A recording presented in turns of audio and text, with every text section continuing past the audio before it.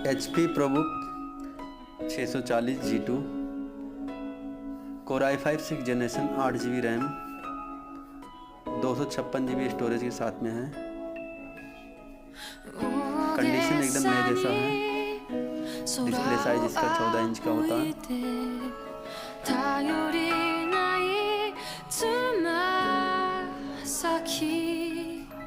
USB port भी इसमें आपको 3 मिलते हैं। DP पोर्ट मिल जाएगा आपको। Type-C पोर्ट भी होता है इसके अंदर। और कीबोर्ड में बैक लाइट भी होता है। कलर सिल्वर और ब्लैक में आएगा।